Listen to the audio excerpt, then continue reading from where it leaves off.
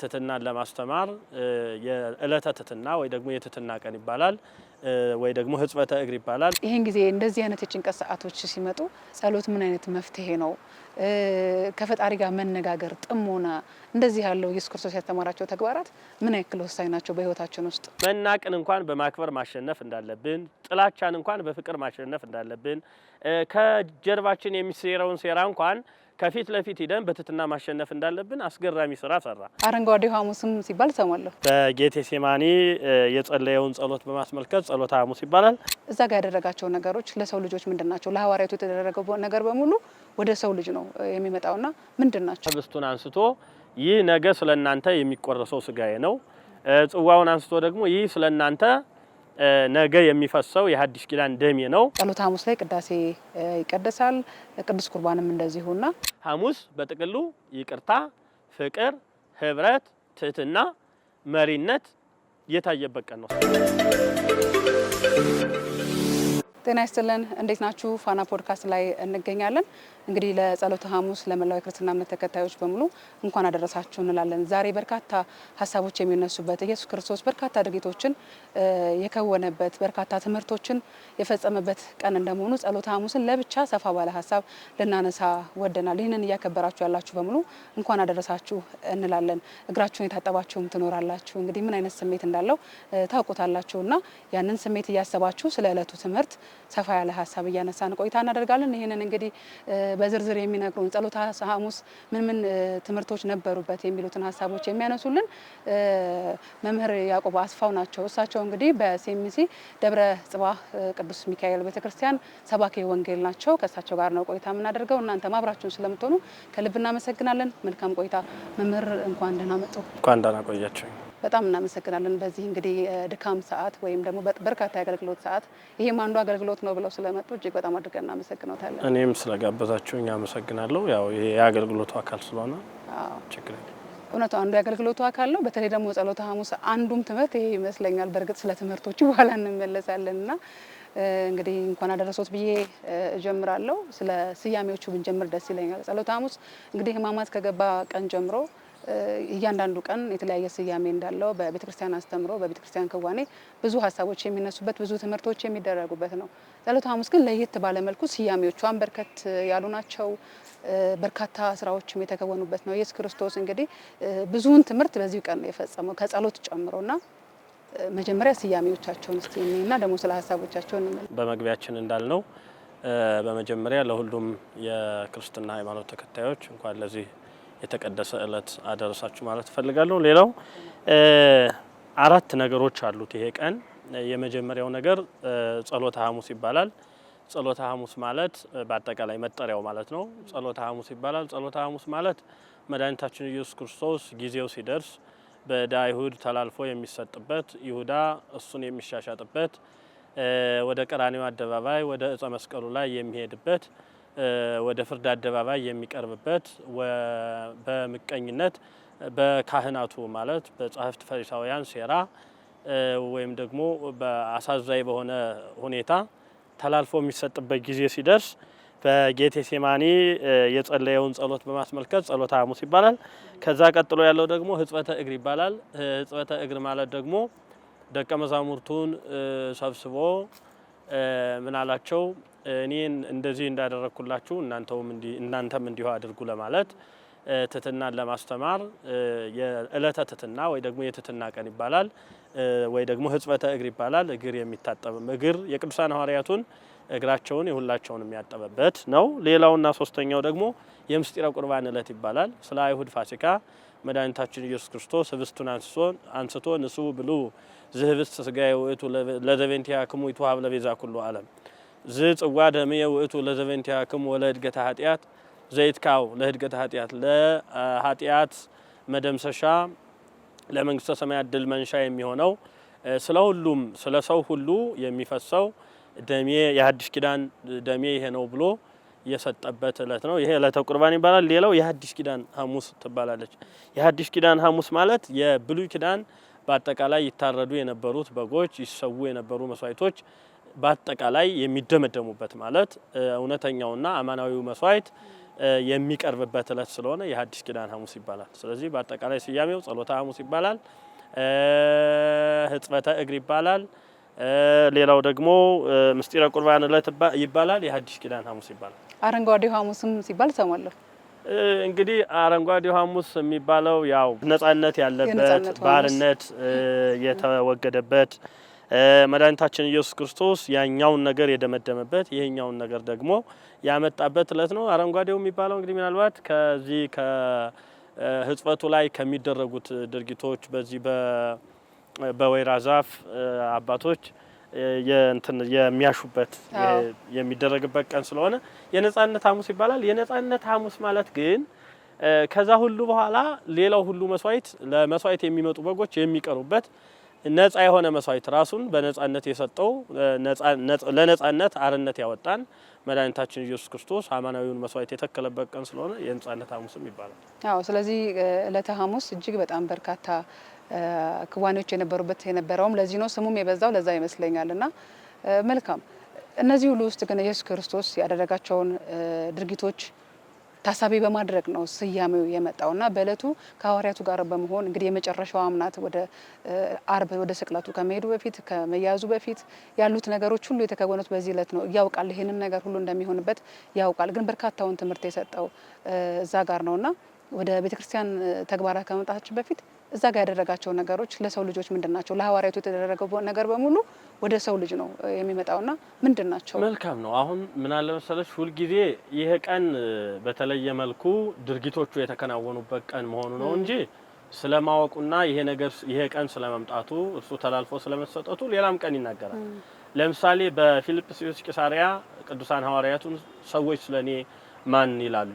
ምንድነው የሚሉት? እኔን ማን ይሉኛል ብሎ ጥያቄ ጠየቃቸው። በዚህ ጊዜ ሐዋርያቱ በወቅቱ የነበራቸውን ግንዛቤ ከሰው የሚሰሙትን ነገር ተናገሩ። ከተናገሩ በኋላ ከመካከላቸው ቅዱስ ጴጥሮስ የተባለው ሐዋርያ ግን ምንድነው ያለው? አይ አንተማ የሕያው እግዚአብሔር ልጅ ሕያው ባሕርይ ክርስቶስ ነህ። ከሁለት አካል አንድ አካል ከሁለት ባሕርይ አንድ ባሕርይ ይሆንክ ሕያው ባሕርይ የሕያው እግዚአብሔር ልጅ ክርስቶስ ነህ ብሎ ነገረው። በዚህ ጊዜ ኦ ስምዖን ወልደ ዮና የዮና ልጅ ስምዖን ሆይ ይህንኛውን ነገር ስጋዊ ደማዊ እውቀት አልገለጸልህም፣ አላህ ከሰተለከ አቡየ ዘበሰማያት የሰማይ አባቴ ገልጾልሃል እንጂ ብሎ ነገረው። ከዛ በኋላ ይሄን ከነገረው በኋላ ሁሉ ነገር አለት ነህ አንተ አለት ነህ፣ በአንተ አለትነት ቤተክርስቲያን ትሰራለች፣ አንተ ብፁዕ ነህ ብሎ ይሄን ሁሉ ነገር ካለው በኋላ ወደ መጨረሻ የሰው ልጅ በአይሁድ እጅ ተላልፎ ይሰጣል፣ ይህ ክፉ ቀን እንደሚመጣ ወይም ደግሞ በአይሁድ እጅ ተላልፎ እንደሚሰጥና መከራው እንደሚመጣ ተናገረ። በዚህ ጊዜ ቅዱስ ጴጥሮስ ያን የተናገረው ጴጥሮስ አለት የተባለው ጴጥሮስ ብፁዕ የተባለው ጴጥሮስ በሱ ላይ ቤተክርስቲያን የምትመሰረትበት ቅዱስ ጴጥሮስ ምን አለ? መሰናክል ሊሆነው አሰበ። ምንድነው መሰናክልነቱ? አይሁንብህ፣ አንተ ይሄን እያስተማርከን ይሄን ነገር እያደረክልን ብዙ ነገር እያየን እንዴት ይሄ ሊሆን ይችላል ብሎ እንደ ተማሪ በጣም በማዘኑ ሂድ ወደ ኋላ ብሎ በጣም የሚገርም ነገር ተናገረው። ከዚህ ጋር የምናየው በየጊዜው ከቅዱሳን ሐዋርያት ጋር ከተገናኘበት ለ3 ዓመት በአጠቃላይ በየሰዓቱ በየትምህርቱ እርሱ በአይሁድ ተላልፎ እንደሚሰጥ የመጣበት እርሱ ሞቶ ሕይወትን ሊሰጥ እርሱ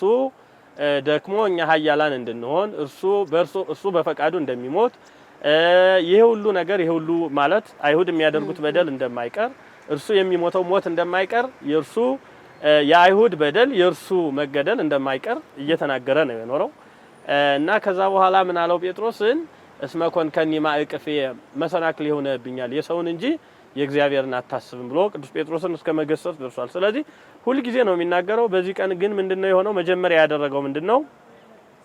ሐዋርያቱ በተሰበሰቡበት አንድ ነገር አደረገ። እሱም ምንድነው?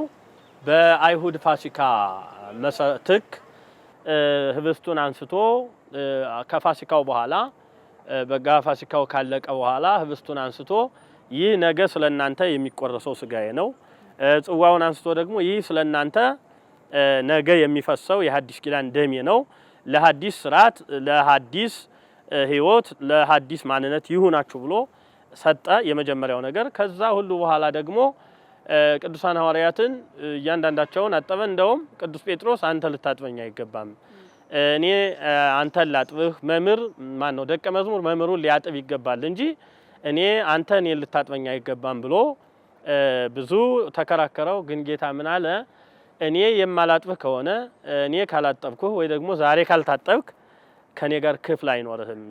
በሌላ አባባል ምን ማለት ነው? መዳን እንግዳስ አለ ቅዱስ ጴጥሮስ እንግዳስ እግሬን ብቻ ሳይሆን ሌላውን ሰውነቴን ሁሉ ጠበይ ብሎ ጠየቀው። የቅዱሳን ሐዋርያትን እግር ዝቅ ብሎ አጠበ።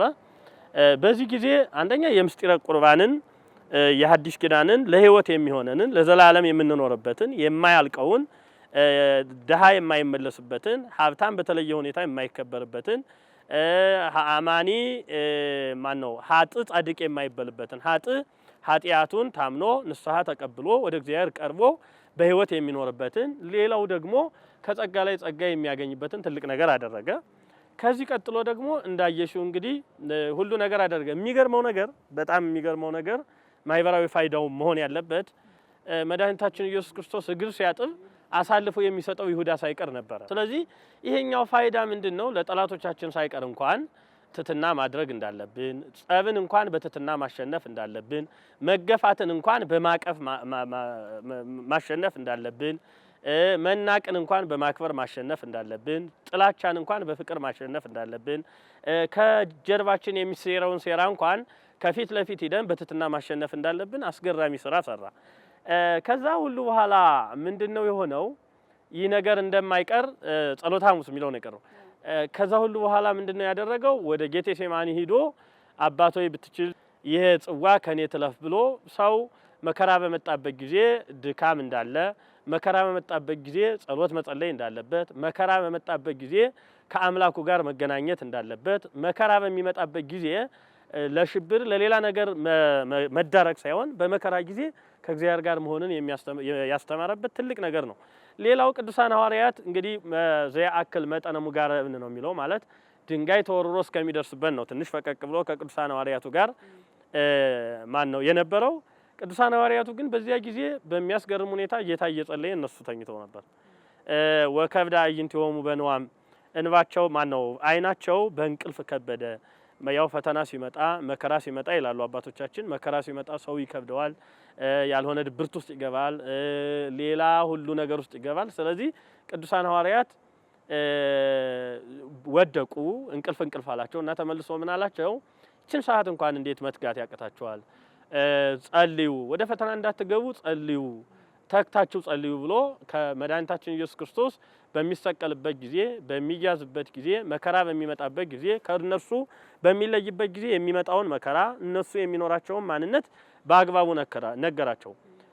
ከዛም በኋላ እንግዲህ ይህን ነገር ካደረገ በኋላ ሌላው የዚህ ማህበራዊ ፋይዳ አንደኛ ነገር የሚጠሉንን እንኳን ሳይቀር በፍቅር ማሸነፍ እንዳለብን፣ የሚንቁንን ሳይቀር እንኳን በትህትና ማሸነፍ እንዳለብን ነው። ሌላው ሁሉ ደግሞ ለጠላት በጎ ማሰብን በጸሎታችን እኛ የበደሉንን ይቅር እንደምንል እንላለን። የበደሉንን ሰዎች ይቅርታ ማድረግ ለበደሉን ሰዎች፣ እኛ የበደልናቸውን ሰዎች ደግሞ ሂዶ ማሩኝ ይቅር በሉኝ ብሎ መጠየቅን የሚያሳይ ነው። ጸሎታችንም ሳይቀር መድኃኒታችን ኢየሱስ ክርስቶስ ይህንን በግልጽ ነው ያደረገው። በግልጽ ያደረገው ስንል ምን ማለታችን ነው? በግልጽ ያደረገው ስንል መድኃኒታችን ኢየሱስ ክርስቶስ እና የበደሏችሁን በደላችንን ይቅር በለን ብላችሁ ስትለምኑ የበደሏችሁን መጀመሪያ ይቅር በሉ አይደል ያለው። ስለዚህ የሚሸጠውን አሳልፎ የሚሰጠውን ለ30 ብር አሳልፎ የሚሰጠውን ይሁዳን ሳይቀር እግሩን አጠበው። ግን አንዳንድ ጊዜ ከዚህ መማር ያለብን ነገር ለመጥፎ ነገር የተዳረገ ሰው፣ በክፉ ነገር የተያዘ ሰው የፈለገውን ነገር ቢያደርግ እንኳን መታጠቡ ቢኖር እንኳን አይጸዳም። በረከት ቢደረግለት እንኳን መርገም ነው የሚሆንበት። ቢስቡት እንኳን በፍቅር ቢቀበሉት እንኳን በጸብ ነው የሚመጣው። ትህትና ቢያደርጉለት እንኳን ትዕቢተኛ ነው የሚሆነው። ስለዚህ ይሁዳ ያ መታጠቡ የሆነ ነገር መደረጉ ማለት በጸሎቱ አብሮ መኖሩ፣ በምግቡ አብሮ መኖሩ እንግዲህ ወምስለ ውእቱ ህብስት ቦአ ሰይጣን ውስተ ልበ ይሁዳ ነው። አንዳንድ ጊዜ እዚህ ላይ ማሰብ ያለብን እንደው ለህብረተሰቡ ሊገባው የሚገባ በተለይ ለኛ ለክርስቲያኖቹ ሊገባን ሊረዳን የሚገባ ነገር ቆርበን እንዳንኮነን፣ ተቀድሰን እንዳንረክስ፣ ቀርበን እንዳንርቅ፣ ገብተን እንዳንወጣ በጣም ብዙ ነገሮቻችን የክርስቲያን መሆን ይገባቸዋል። ያለዛ አሁን ይሁዳ አብሮ ሥርዓተ ቁርባኑን ተካፍሏል፣ አብሮ እግሩን ታጥቧል፣ አብሮ ነበረ፣ አብሮ በበጋ ፋሲካው ሰዓት ነበረ። ግን ይህን ሁሉ ነገር አድርጎ ራሱን መቀደስ አቃተውና ራሱን አረከሰ። ራሱን ማስገዛት አቃተውና ለገንዘብ ተገዛ። ራሱን ለትትና ማስገዛት አቃተውና ለትዕቢት ተገዛ። ራሱ ወደ በጎ ነገር ማለት የነበረውን የ3 ዓመት ትምህርት በአንድ ጊዜ በዜሮ አባዛው። ለልማዱ 3 ዓመት የተማረ ሰው ተመርቆ ተሸልሞ ሰርቲፋይድ ሆኖ ነው የሚወጣው። ይሁዳ ግን በሚያሳዝን ሁኔታ 3 ዓመት ተምሮ 3 ዓመቱን በዜሮ አባዝቶ 3 ዓመት ያስተማረውን መምህሩን ሽጦ 3 ዓመት የተማረባትን ወንጌልን በወንጀል ቀይሮ ነው የወጣው። ስለዚህ ወንጌል የሚማር ሰው ወደ ወንጀል ሳይቀይር ወንጌል የተማረ ሰው ይቅርታ ማድረግ እንዳለበት።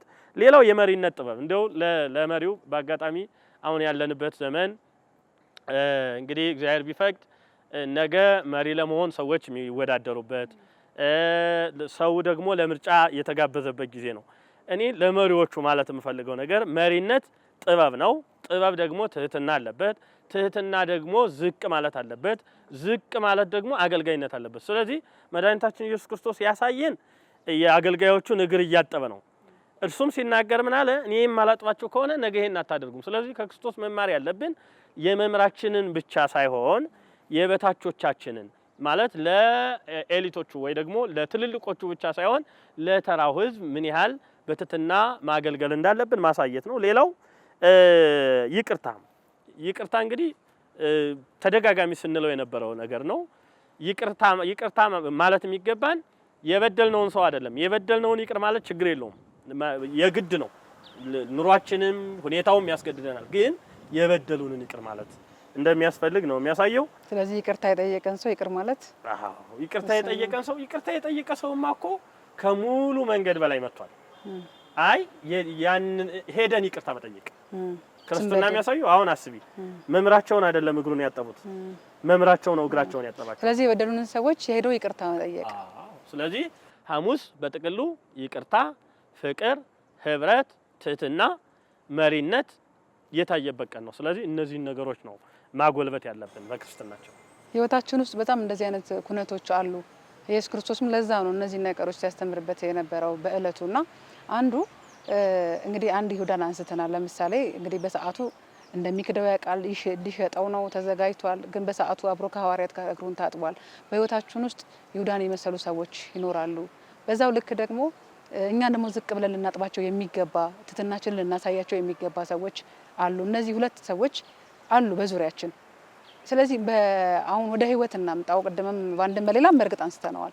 ወደ ህይወት እንምጣና ሰዎች በህይወታቸው ውስጥ በኑሯቸው ውስጥ በስራቸው ውስጥ አንድ ከትህትና ጋር ተያይዞ እንድናነሳው የምፈልገው ትህትናን ወይም በትህትና መምጣት እንደ መሸነፍ እንደ ሽንፈት እንቆጥረዋለን፣ ወይም ደግሞ ዝቅ ማለት እንደ ሽንፈት እንቆጥረዋለን። ዝቅ ማለትና ትህትና እንዴት ያለ ልዩነት ነው ያላቸው? በዛ ውስጥ ደግሞ ምን አይነት የመንፈስ እርካታ አለ?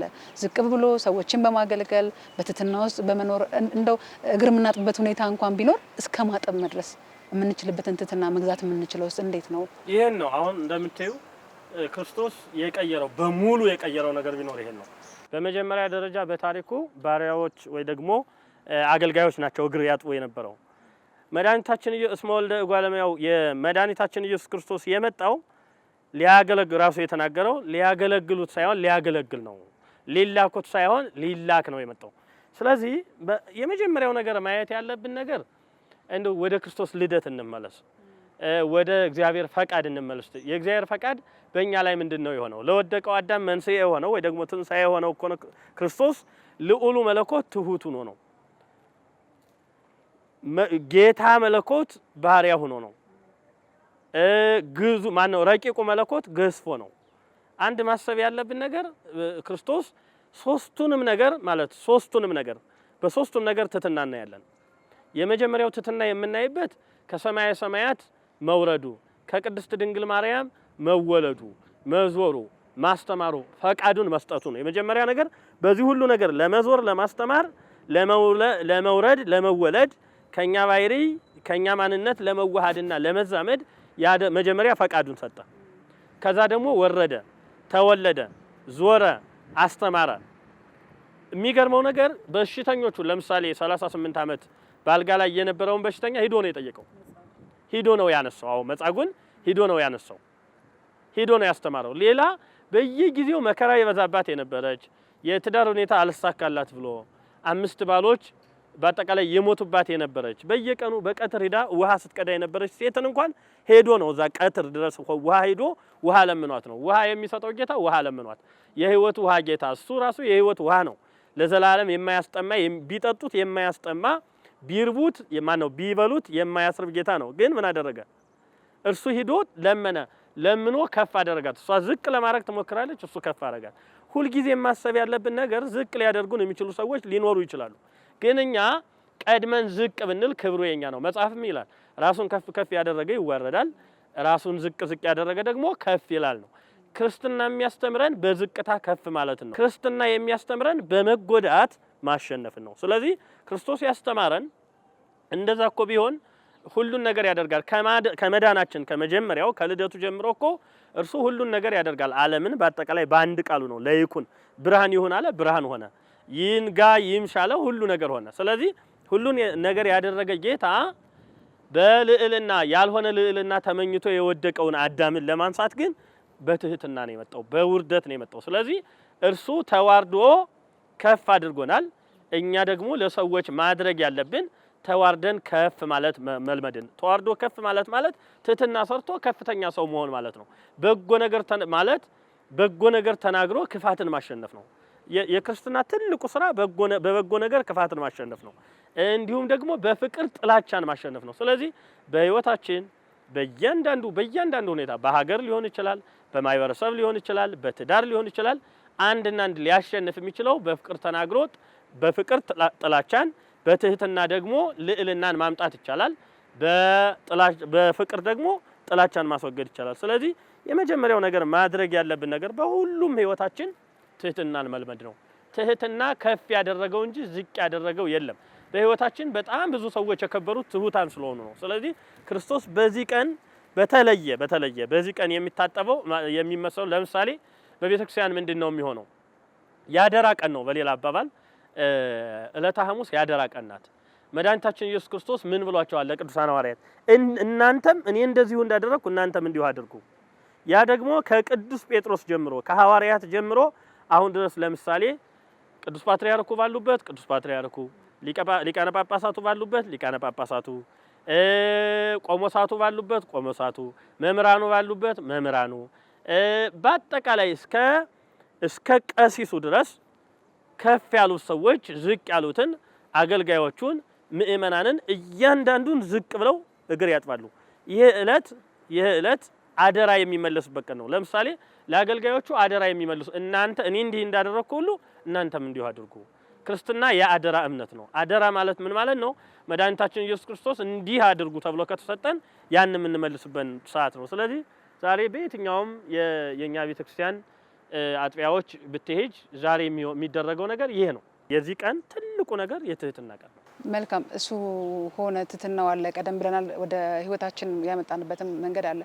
ኢየሱስ ክርስቶስ አምላክ ሆኖ ሳለ ዝቅ ብሎ በትህትና እግር ማጠብ፣ ዝቅ ብሎ ደግሞ የመጣውን ነገር በዚህ ሰዓት በጸሎት ማሳለፍን፣ ይህን ሁሉ ነገር ሲያስተምር ግን ትህትናን ዝቅ ማለትን ለምንድን ነው መሆን ያቃተን? አሁን ላይ ትምህርቱ ካለ እየተማማረን ከሆነ አደራችን ከሆነ በህይወታችን ለምንድን ነው መገለጽ ያልቻለው በተግባራችን ውስጥ? ምናልባት ይሄን ለምንድን ነው ካልሽኝ 3 ነገሮች ምክንያት ይመስሉኛል። የመጀመሪያ ነገር ለትምህርቱ ካለን በመረዳትና ባለመረዳት መካከል ካለው ውዥንብር አንፃር አንድ። ሁለተኛ ነገር ህይወት የሚገኘው በልዕልና ነው በከፍታ ነው ብለን ስለምናስብ። ሶስተኛውና ዋናው ነገር ጥቅም ሁሉ ነገር ይጋርድብናል። ለምሳሌ የመጀመሪያው ነገር ልንገርሽ፣ በትምህርት በመረዳትና ባለመረዳት መካከል ይሄ የትኛውም ድረስ ነው። ለምሳሌ ክርስቶስ አገልጋዮቹን አገለገለ አል፣ ክርስቶስ ባሪያዎቹን እግር አጠበ አል፣ ክርስቶስ ደቀ መዛሙርቱን አከበረ አል። ስለዚህ ለምንድነው መምህር ለተማሪዎቹ ዝቅ ማለት የሚያቅተው? ስለዚህ የመረዳት ችግር አለ ማለት ነው። ከተረዳነውም ደግሞ ያን የመኖር ችግር የመግለጽ ችግር አለ ማለት ነው። ክርስቶስ ያንን ነገር አድርጓል። ክርስቶስ ከምንም በላይ ልዑሉ መለኮት ዝቅ ብሏል ካል ክርስትና ማለት በዝቅታ ከፍ የሚባልበት እምነት ነው ማለት ነው። ወልደ ነጎድጓድ ቅዱስ ዮሐንስ ምን ይላል? አንደ የርሶም ኩሉ አንደ የርሶ በፈቃዱ እንዘባይል ውእቱ እምኩሉ። በፈቃዱ ራሱን ድሃ አደረገ ከሁሉ ባለጸጋ ሳለ ማለት ነው። ከሁሉ ባለጸጋ ሳለ እርሱ ራሱን ዝቅ ካደረገ ሁሉ ኑሮት ሳለ ራሱን ባዶ ካደረገ እኛ በጣም ብዙ ነገሮችን በጸጋ በስጦታ የምናገኝ ደግሞ ያሉንን ነገሮች ሁሉ የባህሪያችን ያልሆኑት ያሉንን ነገሮች ሁሉ እኛ ተቀብለናቸው ነው ያሉን። ለምሳሌ ሰው የተማርኩ ነኝ ብሎ ለምሳሌ ሊያኮራ የሚችል ማህበራዊ ጉዳይ የመጀመሪያው ነገር ትምህርት ነው አይደል? ተማርኩ ቢል ከክርስቶስ አንፃር ምንም ነው። ተማርኩ ቢል ከቅዱሳን ሐዋርያት አንፃር ምንም ነው። ተማርኩ ቢል ከአባቶቻችን አንፃር ምንም ነው። ስለዚህ የተማረ ሰው ሲማር እየተማረ በሄደ ቁጥር የበለጠ ዝቅ ይላል። አንዱ ይሄ ነው። ሌላውና ሁለተኛው ደግሞ ሌላው ማህበራዊ ጉዳይ ለምሳሌ አንዱ ትልቁ ነገር መድኃኒታችን ኢየሱስ ክርስቶስ በዚህ ኒቆዲሞስ በምንለው ሳምንት ወደ መድኃኒታችን ኢየሱስ ክርስቶስ ሂዶ የተማረ አንድ ታላቅ ሰው አለ። እሱን እናንሳው። አሁን እሱ ሶስት ነገሮች አሁን በዚህ ሰዓት አስቻይ ናቸው የምንላቸው ሶስት ነገሮች ነበሩት። አንደኛ ባለጸጋ ነበር። ባለጸጋ ሆኖ ሳለ ወደ ድሃው ወደ ክርስቶስ ሄደ። ባለስልጣን ሆኖ ሳለ ስልጣኑ ደግሞ ቀላል ስልጣን እንዳይመስልሽ ሳኔድሪን የሚባል 71 ሰዎች ያሉበት የአይሁድ ጉባኤ አለ፣ ሸንጎ አለ። ይሄ ጉባኤ ሶስት ዋና ዋና ጉዳዮችን የሚሰራ ነው። አንደኛ የፍርድ ጉዳዮችን፣ ሌላኛውና ሁለተኛው የሃይማኖታዊ ጉዳዮችን፣ ሶስተኛው ፖለቲካዊ ውሳኔዎችን የሚወስን የዚያ አካል ነው። የዚያ አካል ሆኖ ሳለ በዚያው ሸንጎ አንድ ውሳኔ ተወስኗል። እሱ ውሳኔ ምንድነው? እመቦ ዘአምነ በክርስቶስ ይሰደድ ምኩራብ። በክርስቶስ አምኖ የተገኘ ክርስቶስ የሚያስተምረውን ትምህርት የሚቀበልና ወደ ክርስቶስ የሚሄድ ሰው ከምኩራብ ተወግዶ ከማህበር ተሰዶ በድንጋይ ተወግሮ ይሙት የሚል ህግ አለ። ግን ከዚህ የሐጋጌ ህግ ማለት ይሄ ሰውዬ ህግ የሚያወጣና ከወሳኞቹ ማለት ከወሳኞቹ አካላት ነው። ሄዶ ግን ሌሊት ግን ሄዶ ክርስቶስ ጋር ይማር ነበር። አስቢ። አዎ። ሌላው ደግሞ ባለጸጋ ነው። ባለጸጋነቱን የምታዩ መድኃኒታችን ኢየሱስ ክርስቶስ በሞተ ጊዜ ለቀብሩ ይዞት የመጣው የሚገርም ውድ የሆነ ሽቶ ነው ይዞ የመጣው። ውድ የሆነ ነገር ነው ይዞ የመጣው። ባለጸጋ ነው። ባለጸጋ ሆኖ ሳለ ከድሃው ክርስቶስ ምንም የለውም፣ ድሃ ነው። ወደ ድሃው ወደ ክርስቶስ ሄደ። የተማረ ሰው ነው። ነውሩን ሁሉ ትቶ ማለት ነው። ተምር ያለው እያለ እስካሁን ትምህርት በምር እንደውም አንዱ በሌሊት ሄደ ከተባለበት ምክንያት አባቶቻችን ሲተረጉሙ ያመጡት ጋለ ማን ነው ያመጡት ትርጓሜ ያለ እሱ ምንድነው የሚለው? የተማርኩ ነኝ እያለ ኑሮ ትምህርት በምር ባይረዳለት በደንብ ሳይገባው ቀርቶ በዚህ ናዝሬት ካደገው ቤተልሔም ከተወለደው ከርሱ ሂዶ እማራለሁ ይላል እንዳይሉት ሌሊት ሄደ። አስቢ። እነዚህ ሁሉ አስቻይ ሁኔታዎች ያሉት ሰው በማያስችል ሁኔታ በማያስችል ጊዜ ወደማያስችል ቦታ ሂዶ ተማረ። ስለዚህ ነገሮቻችን መወሰን ያለብን ሰው ከነዚህ ከሶስቱ ያወጣል። ባለስልጣን ሊሆን ይችላል፣ ስልጣኑ ከክርስቶስ አንፃር ምንም ነው። ባለጸጋ ሊሆን ይችላል፣ ሁሉ ካለው ሁሉን በሰማይም በምድርም ያለውን ሁሉን ነገር ከሚያደርገው አንፃር ምንም ነው። የዚህ ዘመን ባለጸግነት የተሰጠነው እንደውም የብዙ ባለጸጋ የሱ አይደለም የብድር ሁላ ሊሆን ይችላል። ስለዚህ ከተሰጠነው እኛ ክርስቶስ ባለጸግነቱ የባህሪው ነው፣ እኛ ደግሞ የተሰጠነው ነው። ስለዚህ የተሰጠነው ነገር ሊያኮራንና የትኛውንም ያህል መንቀባረር ውስጥ ሊያስገባን አይገባም። ሌላው ዕውቀት ነው። ዕውቀት አለን ብንል ከክርስቶስ አንፃር ምንም ነው። ግላዊ ቅቡልነት ከሚያመጡት ከሶስቱ ነገሮች አንደኛው ፖለቲካዊ ማንነት ስልጣን ነው። ሁለተኛው ኢኮኖሚያዊ ማንነት ባለጸግነት ነው። ሶስተኛው ይሄ አካዳሚያዊ ማንነት ወይ ደግሞ አዋቂነት ነው። ስለዚህ ኢንተሌክቹዋል የትኛውም ኢንተሌክቹዋል ከክርስቶስ አንፃር ምንም ነው።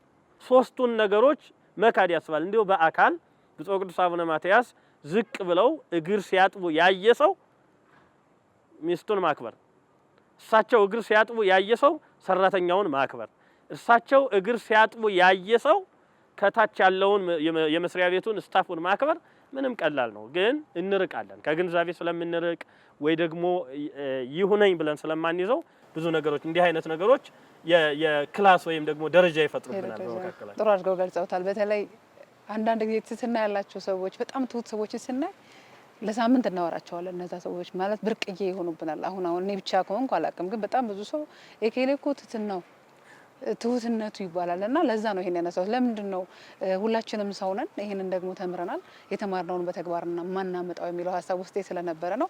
ወደ ሌላኛው ስመጣ የአንዱ በዛ ሰዓት ኢየሱስ ክርስቶስ ጸሎት ያደረገበት ነው። በህይወታችን ውስጥ በጣም ብዙ ጭንቀቶች፣ በጣም ብዙ ችግሮች ይገጥሙናል። ማለፍ የሚያቀተን የምንሻገረው የማይመስለን ችግሮች ይመጡብናል ከፊታችን። ያንን ለመሻገር ከመቅበዝበዝና ከመጨነቅ የዘለለ ወዴት መሄድ እንዳለብን የተማርንበት ነው ሲሉም ነበር እርሶና ይሄን ጊዜ እንደዚህ አይነት የጭንቀት ሰዓቶች ሲመጡ ጸሎት ምን አይነት መፍትሄ ነው? ከፈጣሪ ጋር መነጋገር፣ ጥሞና፣ እንደዚህ ያለው ኢየሱስ ክርስቶስ ያስተማራቸው ተግባራት ምን ያክል ወሳኝ ናቸው በህይወታችን ውስጥ? እውነት ነው። በጣም ወሳኙን ነገር ነው ያነሳሽው። ማለት በዚህ ዘመን በጣም እንደምታየው ሰምተሽው የሚያስደስት አይተሽው የሚማርክ ነገር የለም፣ እየጠፋ ነው። በተለይ አሁን እንደምታየው ዓለም አቀፍ ሁኔታው በጣም አሳዛኝ ሁኔታ ነው ያለው። በየዕለቱ ብዙ ተለዋዋጭ ሁኔታዎችን ነው የምናየው። ከነዚህ አንጻር መኖር እንትን ብርቅ ማን ያሰጋሻል። አለመኖር ፊት ለፊት ላይ ፍጥጥ ብሎ ይመጣል።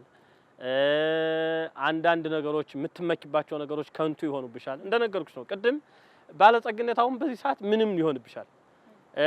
ስልጣን ደግሞ አንዱ የስጋት ማዕከል ይሆናል። በዚህ ጊዜ ስልጣን የስጋት ማዕከል ከሆነ ሀብት የቱንም ያህል ለድነታችን ምክንያት ካልሆነ ምክንያቱም አሁን ድሮ የሆነ ነገር የሆነ ችግር መጣ ካልሽ ምናልባት የገንዘቤን እጭነቀው ብለሽ ልትወጭ ትችያለሽ።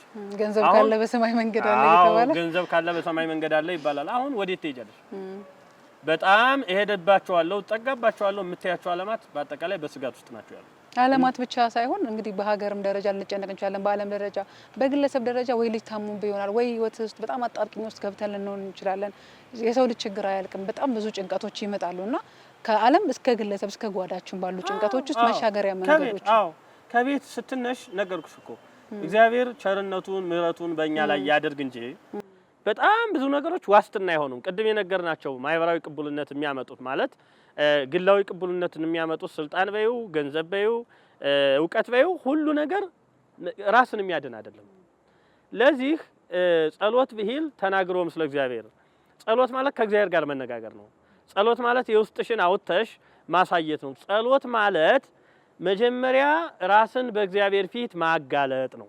ጸሎት ማለት በተስፋ በአምላክ ፊት መገለጥ ማለት ነው። ስለዚህ ጸሎት ማለት የመጀመሪያው ነገር እኔ ቅዱስ ዳዊት እንዲህ ይላል፣ ስማዓኒ እግዚኦ ጸሎቴ፣ ጌታ ሆይ እባክህን ጸሎቴን ስማኝ፣ ወይብጻ ቅድሜከ ጋሬ፣ ጩኸቴ ወደ አንተ ይድረስ።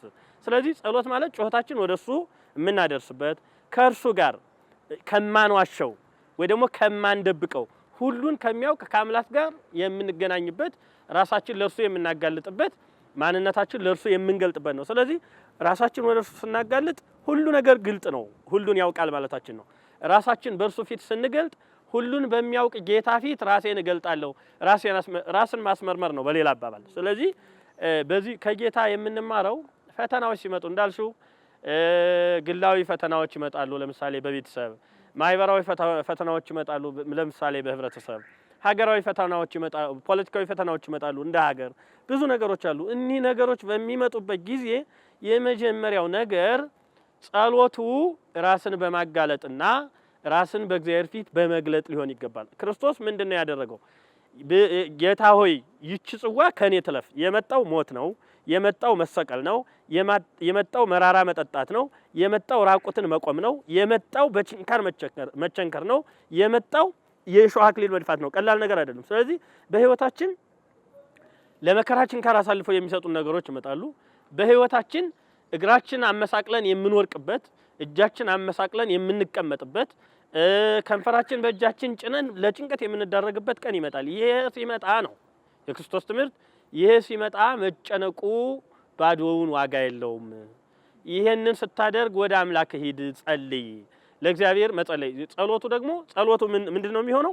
ጸሎቱ የደረሰብሽንና ያለሽበትን ሁኔታ ራስሽን ገልጠሽና አጋልጠሽ ሰጥተሽ መናገር ማለት ነው። ስለዚህ ሰው በዚህ ጊዜ ማለት ከክርስቶስ መውሰድ ያለበት በመከራ ጊዜ ጸሎት ምን ያህል መፍትሄ መሆኑን፣ በመከራ ጊዜ በፈተና ጊዜ ጸሎት ምን ያህል አጠንካሪ መሆኑን፣ ነገሮች በሚመጡበት ጊዜ በአጠቃላይ ከእግዚአብሔር ጋር መነጋገርና ራስን ለእግዚአብሔር ገልጦና አጋልጦ መስጠት ማለት ምን ያህል ከእግዚአብሔር ጋር የአባትና የልጅ አንድነት መፍጠር መሆኑን ክርስቶስ ያሳየናል። በዚህ እንግዲህ በዚህ በጸሎተ ሐሙስ ሳምንቱን ሙሉ በሰሞነ ሕማማት ቅዳሴ አይደረግም፣ ቅዳሴ አይቀደስምና ከነዚህ ቀናቶች ውስጥ ግን ጸሎተ ሐሙስ ላይ ቅዳሴ ይቀደሳል፣ ቅዱስ ቁርባንም እንደዚሁና የዚህን ቀን ቅዳሴ የዚህን ቀን ደግሞ ቁርባን የዚህን ቀን እጽበተ እግር ለየት የሚያደርገው? የቤተክርስቲያን አጠቃላይ ስርዓት አልባሳት ሁሉ በተለየ መልኩ ከሌላ ጊዜ ቅዳሴ በተለየ መልኩ ነው የሚከናወነውና አጠቃላይ በእለቱ የሚከናወኑ የቤተክርስቲያን ስርዓትን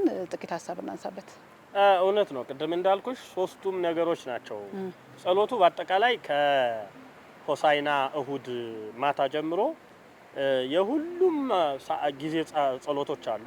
በጣም በሚገርም ሁኔታ እንደው በደንብ ለሚገነዘበውና በደንብ ለሚከታተል ሰው በደንብ ራሱን በዚያ ውስጥ ለሚያስቀምጥና ራሱን በዚያ ውስጥ ለሚያገኝ ሰው ከሆሳዕና ማታ ጀምሮ እስከ ትንሳኤ እሁድ ሌሊት ድረስ በጸሎት ነው የሚታለፈው። በስግደት ነው የሚታለፈው። በለቅሶ ነው የሚታለፈው። በጸሎት በለቅሶ አለባበሳችን ጥቁር ነው የሚሆነው። ጥቁር ማለት እንግዲህ ያን የጨለማውን ዘመን 5500 ዘመን አዳም መንጸፈ ደይን ወድቆ በእግረ አጋንንት ተጠቅጥቆ ከእግዚአብሔር ተለይቶ ከርስቱ ተነቅሎ ከልጅነቱ ተገሎ ከሹመቱ ተሽሮ ይኖር የነበረበትን ያንን ዓመተ ፍዳ ዓመተ ኩነኔ ዓመተ መርገሙን ያንን የምናስብበት ነው።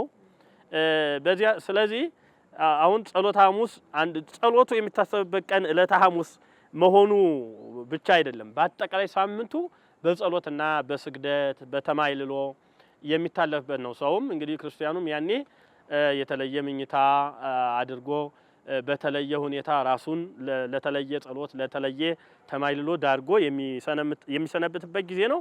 የሐሙሱ ግን ምንድነው እንግዲህ የሚቀደስበት ትልቁ ምክንያት መድኃኒታችን ኢየሱስ ክርስቶስ ለሐዲስ ሥርዓት ይሁናችሁ ብሎ የሰጠን ቅዱስ ሥጋውና ክቡር ደሙ የተመሰረተበት አዲስ ቁርባን የሐዲስ ኪዳን ቁርባን የተመሰረተበት ቀን ስለሆነ ነው። በዚያው ቀን እንደነገርኩሽ ትህትናውም ይታያል። እንደ ቅድም ስል እንደነበረው ከፓትርያርኩ ባሉበት ፓትርያርኩ ከአረጋዊው ሊቀ ጳጳስ ጀምረው እስከ አጻዊ ሆይቱ እስከ ትንሽዬው ልጅ ድረስ ተቀምጠው ያጥባሉ እግር። ሊቃነ ጳጳሳት ባሉበት ሀገረ ስብከትም ሊቀ ጳጳሱ ከትልቁ የቤተክርስቲያን አለቃ ሊሆኑ ይችላሉ፣ አስተዳዳሪ ከትልቁ የአብነት መምህር የቀለም አባት ሊሆኑ ይችላል፣ ከታች ድረስ ያጥባሉ። ከሌሎቹ አባቶች ባሉበትም እንዲሁ ይደረጋል። ስለዚህ ይሄ ጊዜ ከትልቁ ጀምሮ እንዳልኩሽ ነው። ከትልቁ ጀምሮ እስከ ትንሹ ድረስ የትህትና ቀን ነው። እንደውም ሰው ይህን ቀን በምንም ሁኔታ ሊሆን ይችላል በየትኛውም አኳኋን የትህትና ቀን መሆኑን አስቦት ዝቅ የሚልበት ቀን ሆኖ ቢያልፍ ደስ ይለኛል። ማለት ሌላውም ሰው በቤተክርስቲያን ይሄ ይገለጻል። ያለ የነበረ የሚኖርም ነው። በቤተክርስቲያን በህይወታችን ለምሳሌ በዚያ ቀን መታዘዝን የምናሳይበት ቀን። ለምሳሌ በመስሪያ ቤት አንቺ ካንቺ በታች ላሉት ፈጻሚዎች አንቺ ስራ አስፈጻሚ ከሆንሽ ወይ ደግሞ ከታች ያለው ሰው ላይኛው ሰው የሚታዘዝበት ቀን እንደተለየ የተለየ ማለት ሃምብልነስ ወይ ደግሞ ትሁትነት የሚታይበት ባይብ ያለው ነገር ሁሌም ቢሆን አይጠላም አይደል? ሁሌም ቢሆን እኮ ይሄ ህይወት ደስ የሚል ሁሌም ቢሆን ጥሩ ነው። ግን ደግሞ በተለይ ያኔ ቤተክርስቲያን እኮ ሁል ጊዜም ቢሆን ታያለሽ ትህትናው አለ። በቤተክርስቲያን የመጀመሪያ ቤተክርስቲያን ከገባስ ጀምሮ ያለው የመጀመሪያው አገልግሎት ትህትና ነው። ለምሳሌ መምህሩ መቋሚያ ይዘው ሲገቡ መቋሚያቸውን ተቀብሎ እስከሚቆሙበት ቦታ ድረስ መሸኘት፣ ጫማ የያዙትን ትልልቆቹን ጫማቸውን ተቀብሎ እስከሚቆሙበት ቦታ ድረስ መሸኘት፣ የሚቀመጡበትን ወንበራቸውን ማክበር። ለምሳሌ ሊቀ ጳጳሱ ምናምን እሱ ትልቅ ነው። ከታችኛው አብነት መምህሩ ከሚቀመጡበት ወንበር የሚቀመጥ የለም። በቤተክርስቲያን ይሄ ሁልጊዜም ተግባራዊ ነው። በቤተ ቀን የሚወስድ እንቅልፍ ራሱ ደስ ይላል። እንደዚህ በቤተ ጉባኤ ሌላውን ተይው። በቤተ ጉባኤ አሁን በምንማርበት ትርጓሜ ተምረን እስከምንጨርስበት በዚህ በመንፈሳዊ ትምህርት ቤት መምህሩ የሚቀመጡበት ደቀ መዝሙሩ አይቀመጥም። ትልቁ ደቀ መዝሙር የሚቀመጥበት ቦታ ትንሹ ደቀ መዝሙር አይቀመጥም። ትንሹ ደቀ መዝሙር ለትልቁ ደቀ መዝሙር ውሃ ቀርቶ እግር አጥቦ ነው የሚኖረው። ስለዚህ በቤተክርስቲያን ይሄ ሁሉ ጊዜ አለ። ስለዚህ በሌላውም ቢሆን ለምሳሌ የእንትን ቀን ብለን እናከብራቸዋለን አይደል? ያንን ልክ በአንድ ቀን እንደው በአመት አንድ ቀን እንኳን ክርስቲያን ሁሉ ጊዜ ነው የታዘዘው። የሰው ልጅ ሁሉ በአጠቃላይ ለትህትና ነው የመጣው። ማለት ክርስቶስ ለትህትና ወደዚህ ከመጣ ትሁት መሆን አለበት። ሌላ ምንም አማራጭ የለውም። ግን በተለይ ደግሞ በዚህ ቀን በመስሪያ ቤት ባሉበት ሁሉ ይህንን ነገር አስቦ መዋል ምን ያህል ደስታ ሊሰጥ እንደሚችል መንገር ነው እንፈልገው። በጣም ጥሩ። በመጨረሻ ጸሎተ ሐሙስንም አጠቃላይ ትንሳኤንም ሁሉንም አስመልክቶ መልእክት ማስተላለፍ ከፈለጉ ይሄው በእኔ በኩል ያለው ሀሳብ ስላለቀ እንግዲህ ለሶስት አካላት ማስተላለፍ እፈልጋለሁ። የጸሎተ ሐሙስ ወይ ደግሞ ይሄ የትህትና ቀን መልእክት ቢሆን ብዬ ማስተላልፈው የመጀመሪያው ነገር እንደ ህብረተሰብ የጠሉንን መውደድ፣ እንጠላቸዋለን ያልናቸውን ሰዎች ማቅረብ፣ የፍቅር፣ የትህትና፣ የመቀራረብ፣ የመተሳሰር፣ የመተሳሰብ አንዱ በአንዱ ህሊና ላይ የመኖርና የመኗኗር ሆኖ እንዲሆን እፈልጋለሁ። ሌላውና ሁለተኛው ለመሪዎችና ደግሞ በአገር በማስተዳደር ያሉ እግዚአብሔር የፈቀደላቸው ሰዎች ደግሞ መሪነት ማለት ትህትና ያለበት፣ ጥበብ ያለበት፣ ከፍ ማለት ሳይሆን ዝቅ ማለት ያለበት፣ ዝቅ ብሎ ከፍ የሚደረግበትና ዝቅ ተብሎ ታሪክ የሚሰራበት መሆኑን እንደ አገልጋይና እንደ አጠቃላይ ደግሞ ለኛ ቤተክርስቲያን አገልጋዮች ያደራ ቀን ስለሆነ ያደራው መልእክት እኔ እንዲህ እንዳደረግኩ እናንተ አድርጉ ስለሆነ ጌታችን መምህራችን አባታችን ፈጣሪያችን እርሱ እንዳሳየን የትህትና ቀንና የመተሳሰብ ቀን የፍቅር ቀን የህዳሴ ቀን ማለት የመታደስ ቀን እንዲሆን መልእክቴን ማስተላለፍ ፈልጋለሁ። በአጠቃላይ ከቅዱስ ፓትርያርኩ ጀምሮ በአጠቃላይ ለሁሉም የኢትዮጵያ ሕዝብ እንኳን ለዚህ የተከበረና የተቀደሰ ቀን አደረሳችሁ ማለት ፈልጋለሁ። እግዚአብሔር እኛም እንኳን አደረሳችሁ እንላለን። መምህር ያዕቆብ እዚህ ድረስ ተገኝተው ቆንጆ ቆይታ ትህትናን የተመለከተ ሰፋ ያለ ሀሳብ ጸሎትን የተመለከተ በአጠቃላይ ጸሎተ ሐሙስን በብዙ ገልጸውልናልና ከልብ እናመሰግናለን። በአድማጭ ተመልካቾቻችን ስም እኔም አመሰግናለሁ። እግዚአብሔር ይስጥልኝ። ቅድስት ዘውዱ ነበር። ስላደመጣችሁን ስለተከታተላችሁን ከልብ እናመሰግናለን። መልካም በዓል ይሁንላችሁ።